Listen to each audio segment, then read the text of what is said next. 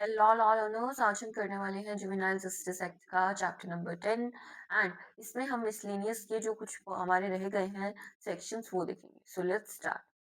Late me take my this. Now this is the section number 90. Section number 90 क्या बताता है? Attendance of parent और guardian of the child. बच्चे की जो पेरेंट्स है वो कब तक आ सकते हैं, ये चीज है.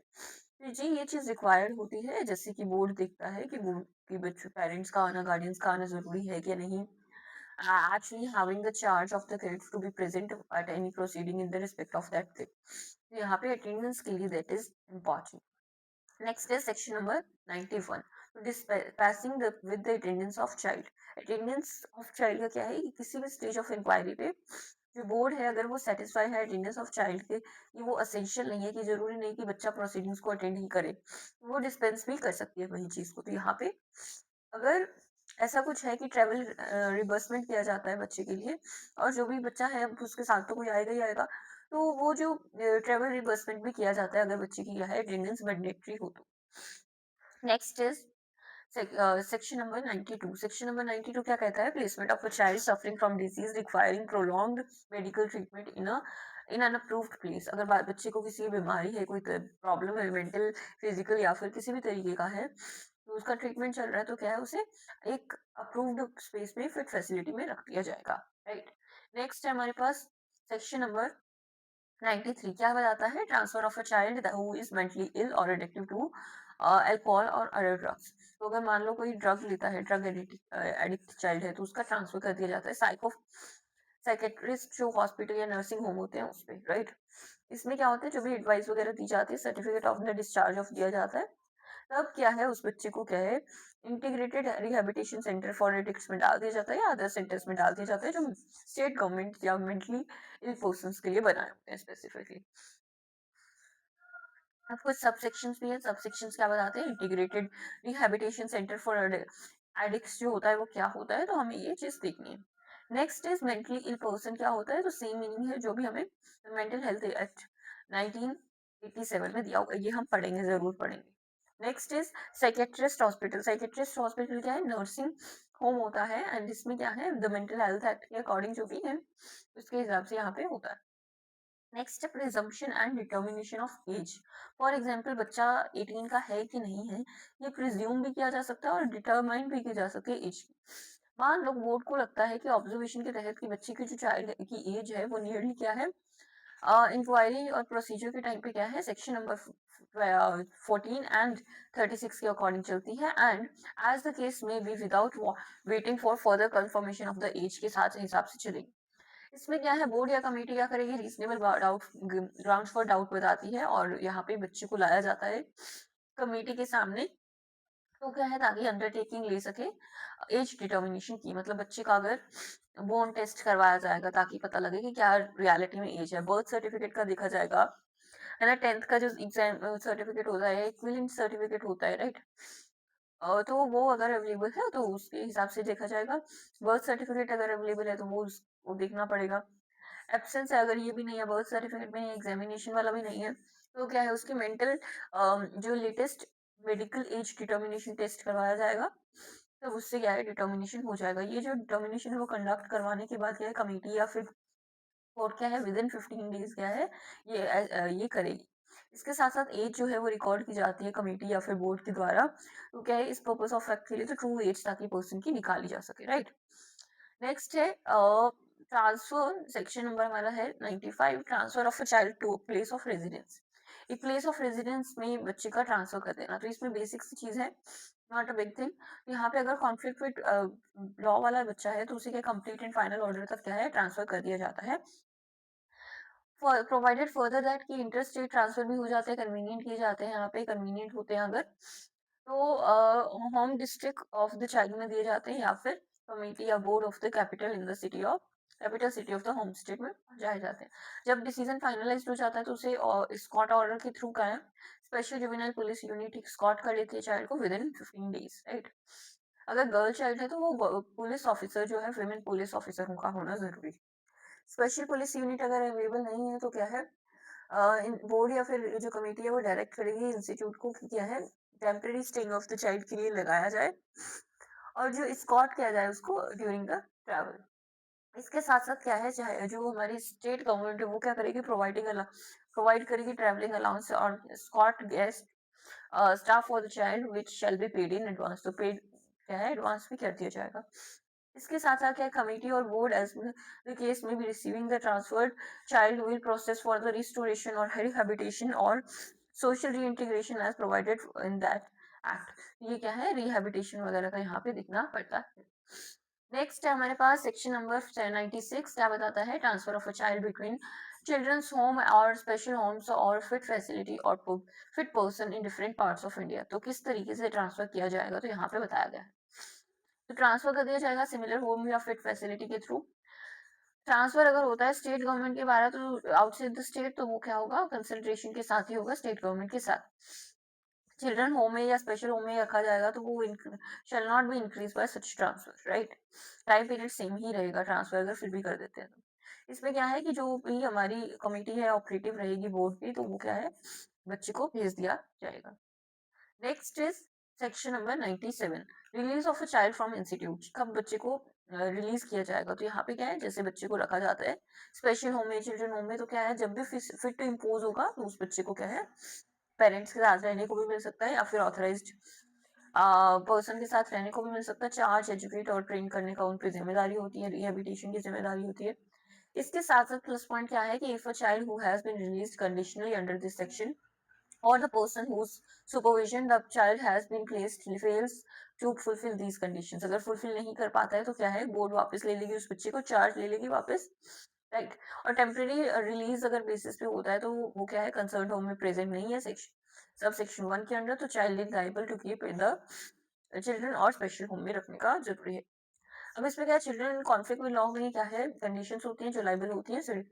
Institution shall be extended by the board or for a period of relevant to the time which lapsed due to the failure, right। तो यहाँ पे पता लग जाएगा। नेक्स्ट है सेक्शन नंबर 98। सेक्शन नंबर 98 क्या है, leave of absence to a child placed in an institution. एक बच्चा है जो एक इंस्टीट्यूशन में है तो उसकी लीव ऑफ एब्सेंस किस तरीके से ली जाती है, तो बोर्ड या कमेटी क्या करती है, परमिट करती है लीव ऑफ एब्सेंस को, चाहे भले वो एग्जामिनेशन हो, मैरिज ऑफ रिलेटिव्स हो, डेथ ऑफ कीन हो, है ना, और एक्सीडेंट हो, serious illness of a parent हो, अगर ऐसा कुछ है तो बच्चे को क्या है, छुट्टी भी दी जाती है। तो ये स्पेशल परमिशन ग्रांट होती है। अगर बच्चा रिफ्यूज कर देता है चिल्ड्रन होम से रिटर्न होने का, तो क्या है, यहाँ पे परमिशन वगैरह का लिख के, चार्ज लेके उसे दोबारा वापस घर में लाया जाता है। फेल टू रिटर्न है तो वॉक हो जाता है, तो extended period by the board, तो period relevant to the time lapse to the fair. तो ये क्या है, अगर वो टाइम पे वापस नहीं आता है तो उसका बाद में टाइम पीरियड बढ़ा दिया जाता है जितना भी रहेगा। Next is reports to be treated as confidential. जो भी रिपोर्ट्स वगैरह हैं वो कॉन्फिडेंशियल है, किसी को आप बता नहीं सकते कि इसमें क्या बच्चे के बारे में है, ये सब चीजें क्या है, कॉन्फिडेंशियल रहेगा, राइट। अब इसमें क्या है कि यहाँ पे ये चीज, इसका मतलब ये नहीं है कि विक्टिम को खुद को ही उसके केस के बारे में या ऑर्डर्स के बारे में ना बताए, विक्टिम को तो एक्सेस मिलेगा, उसे डिनाई कोई नहीं कर सकता, इस चीज में ये बताया गया। Next is section number 100। Section number 100 हमें क्या बताता है, नंबर 100, सेक्शन नंबर हम 100 हमें ये बताता है कि protection of action taken in good faith. अगर कोई गुड फेथ में एक्शन लिया गया तो उसके लिए क्या है, प्रोटेक्शन भी मिलेगा। जैसे कोई भी सूट, प्रोसिक्यूशन या फिर अदर लीगल प्रोसीडिंग्स नहीं हो सकती सेंट्रल या स्टेट गवर्नमेंट के बिहाफ पे, या फिर उनकी जो भी डायरेक्शंस पे अगर कोई एक्ट कर रहा है, राइट। अगर उसने क्या है, गुड फेथ में या फिर good intention to be done में किया है एक्ट का, रूल्स एंड रेगुलेशंस वजह से भी हो, राइट। तो ये चीज का हमें ध्यान रखना है, प्रोटेक्शन मिलता है 100 नंबर से। नेक्स्ट है सेक्शन नंबर 101, अपील्स। अपील्स किस तरीके से, अगर कोई भी बच्चा है ना, जो भी कॉन्फ्लिक्ट विद लॉ में है, 30 डेज के अंदर अंदर अगर कोई ड्राइव्ड पर्सन है तो उससे क्या है, उससे वो अपील कर सकता है डिस्ट्रिक्ट मैजिस्ट्रेट के सामने। इसके साथ साथ क्या है, उसके पास राइट टू अपील है ना। इसके साथ साथ क्या होता है कि कोर्ट ऑफ सेशंस है, डिस्ट्रिक्ट जज है, तो ये सब चीजों का एक्सपायरी पीरियड क्या है, 30 डेज के अंदर अंदर उससे अपील करनी पड़ेगी। अपील अगर इस टाइम में कर देता है तो क्या है, 30 मिनट्स के अंदर करनी पड़ेगी।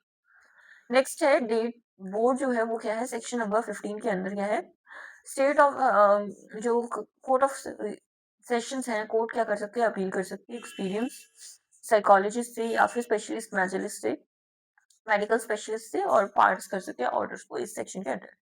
अब किसी भी अपील में नो शैल लाई फ्रॉम, कोई भी अपील नहीं आती अगर एक्विटल हो जाता है बोर्ड के थ्रू और बच्चे को क्या है एलिगेट किया जाता है ऑफेंस का heinous other than heinous offence who has completed the age of 16 16 के बाद एक्विटल के ऑर्डर के बाद कोई भी अपील नहीं है। नेक्स्ट क्या है अपील अगर ऑर्डर होता है कमिटी के द्वारा जो पर्सन चाइल्ड नहीं है in person who is not a child in need of protection तो क्या है ऑर्डर उसके खिलाफ भी क्या है अपील नहीं होगी। नो सेकंड अपील कोई भी सेकंड अपील नहीं होगी in order to court of session और past an appeal under this section. इसके साथ साथ any person aggrieved by an order children's court में अगर कोई अपील फाइल होती है before high court in the accordance with the procedure within specified within the CrPC के under भी कोई भी यहाँ पे प्रोसीजर नहीं होगा। नेक्स्ट है रिवीजन। रिवीजन में आपको क्या बताया गया है यहाँ पे हाई कोर्ट जो है वो अपना मोशन को पास कर सकते हैं एप्लीकेशन रिसीव कर सकते हैं अपने बिहाफ पे कॉल कर सकते हैं रिकॉर्ड के लिए कमिटी बोर्ड के लिए है ना जो भी है यहाँ पे पर्पस अपने आप को सेटिस्फाई करने का है लीगली और प्रॉपर्टी को देखते हुए राइट तो यहाँ पे रिवीजन है। अब हाई कोर्ट क्या है इसके साथ shall not pass any order under this section prejudice to any person without giving him a reasonable opportunity to be heard। यहाँ पे reasonable opportunity to be heard देना बहुत जरूरी है। नेक्स्ट है section number 103 procedure in inquiries appeals and revision proceedings. क्या यहाँ पे होता है प्रोसीजर तो सेम एज एक्सप्रेसली इस एक्ट में एक्सप्रेसली बता रखा है कि जब भी होल्ड होगी इंक्वायरी तब क्या है प्रोसीजर क्या होगा प्रिस्क्राइब किया जाएगा सीआरपीसी के थ्रू और समरी ऑफ ट्रायल्स जो वहाँ पे दिया हुआ है बीएनएसएस में दिया हुआ है ट्रायल ऑफ समरी केसेस तो इस हिसाब से क्या है इनका भी ट्रायल वगैरह चलेगा। अगर जो अपील या फिर रिवीजन जो भी हमारी प्रोसीडिंग्स होती हैं तो वो क्या है प्रैक्टिकल होती है को सीआरपीसी के थ्रू। नेक्स्ट नेक्स्ट है सेक्शन नंबर 104 तो यहाँ पे क्या है पावर ऑफ द कमिटी और board to amend its own orders खुद के ऑर्डर्स को अमेंड करने की क्या पावर है बोर्ड या कमिटी के पास। तो यहाँ पे क्या है अपील या रिवीजन अगर होता है तो वो बोर्ड क्या करेगी उसी को क्या है चेंजेस करके पावर उसके पास है अपने रूल्स को अमेंड कर। लेकिन ये अमेंड करने के टाइम पे क्या है at least 2 members of the board होने चाहिए प्रिंसिपल मैजिस्ट्रेट भी हो सकता है और बाकी 3 मेंबर्स होने चाहिए कमेटी की राइट ताकि वो ऑथराइज कर सके रिप्रेजेंटेटिव को और जो अपने व्यूज वगैरह है वो बता सके और सेड ऑर्डर्स को अमेंड कर सके। अगर कोई क्लरिकल मिस्टेक्स या फिर हो जाती हैं ऑर्डर्स में तो वो ऑर्डर्स वगैरह क्या है एनी एक्सीडेंटल स्किप या फिर ओमिशन को भी किया जा सकता है। यहाँ पे क्या है इन ऑन मोशन और in application received on his behalf तो इस बिहाफ पे क्या है किया जाता है। Next is section number 105। 105 क्या है juvenile justice fund. Juvenile justice fund क्या होता है स्टेट गवर्नमेंट एक फंड करती है क्रिएट करती है the welfare and habitation of the children के नाम पे। यहाँ पे क्या है वॉलेंट्री डोनेशंस वगैरह होती हैं कॉन्ट्रीब्यूशंस होते हैं सब्सक्रिप्शंस होती हैं एक इंडिविजुअल या फिर ऑर्गेनाइजेशन के थ्रू तो इसे क्या है जुवेनाइल जस्टिस फंड बोलते हैं राइट। अब ये एक्ट्स वगैरह हैं ट्रैवलर्स अलाउंस देनी है जो भी होम्स हैं तो वो कैसे चलेंगे जुवेनाइल जस्टिस फंड पे चलेंगे राइट। अब इसमें क्या है सबसेक्शन 1 जो है वो department of the state government जो है वहां पे क्या है इंप्लीमेंट किया जाता है ये एक्ट इस मैनर ऑफ पर्पस जो भी इसमें प्रिस्क्राइब किया गया है। Next section number 106। Section number 106 क्या बात करता है सेक्शन नंबर 106 बात करता है state child protection society and district child protection unit. तो ये हमारी क्या होती है यूनिट होती है तो उसके बारे में यहाँ पे लिखा हुआ है इम्प्लीमेंट करने के लिए बहुत ज्यादा इंपॉर्टेंट है। ऑफिशियल अनऑफिशियल एजेंसीज क्या है ये रिहेबिलिटेशन के लिए क्या है डिस्चार्ज फंक्शंस को करती है।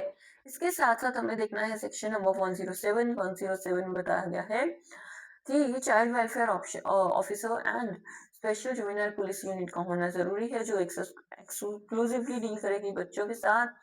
ये पुलिस हो सकती है वॉलेंट्री नॉन वॉलेंट्री ऑर्गेनाइजेशन हो सकती है राइट। इसमें सारे जो फंक्शंस है पुलिस के बच्चों के साथ से रिलेटेड ही होते हैं जैसे स्पेशल जुवेनाइल पुलिस यूनिट्स होते हैं। 2 वर्कर्स सोशल वर्कर्स होना जरूरी है यहाँ पे जिन्हें एक्सपीरियंस हो चाइल्ड वेलफेयर में और इनमें से एक क्या होनी चाहिए विमेन होना बहुत जरूरी है। इसके साथ साथ हमारे पास है सब क्लॉज 3। इसमें बताया गया है कि सारे जो पुलिस ऑफिसर्स हैं वो स्पेशल जुवेनाइल पुलिस यूनिट्स के अंदर है। स्पेशल ट्रेनिंग्स होती है यहाँ पे at induction as child welfare police officers के थ्रू ताकि वो अच्छे से इस काम को कर सके। नेक्स्ट है स्पेशल जुवेनाइल पुलिस यूनिट, इसमें क्या है रेलवे पुलिस भी क्या है इंक्लूड होती है बच्चों के साथ डील करने के लिए।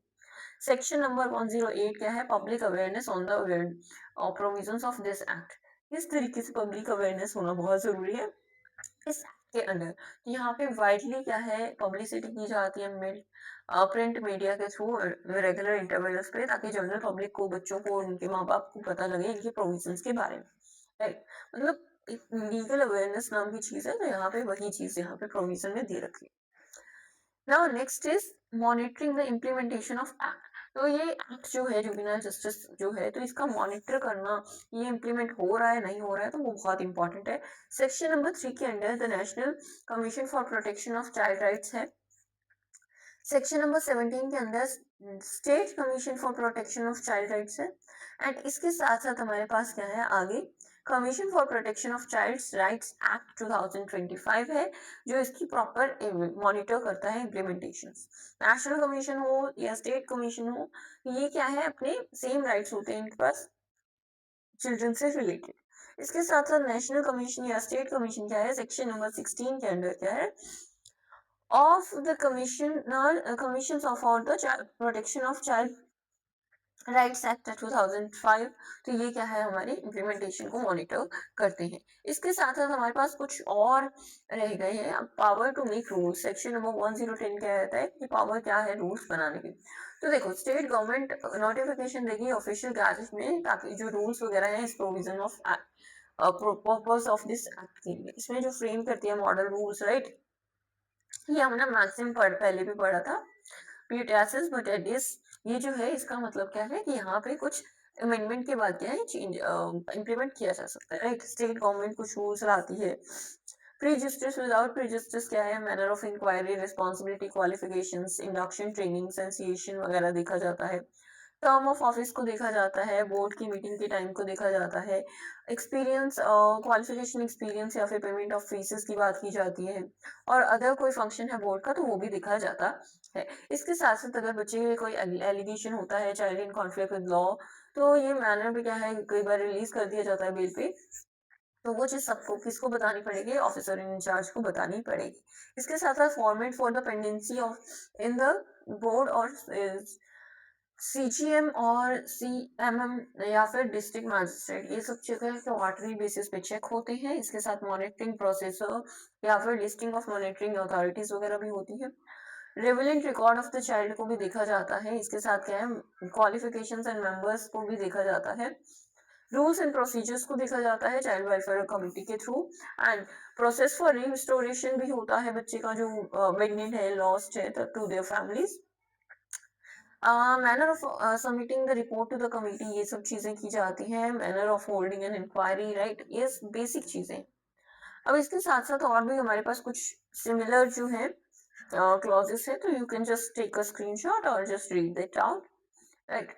There is no means of wasting time. Foster care services हमारे पास सेक्शन नंबर 44 के सब सेक्शन नंबर 7 में आता है। Format for inspection of foster heirs है, फैमिलीज है, राइट। ये सब चीज स्पॉन्सरशिप हो गई, ड्यूरेशन ऑफ स्पॉन्सरशिप हो गया, तो ये चीजें याद करने वाली है, देखोगे सब पढ़ोगे याद हो जाएंगी, राइट।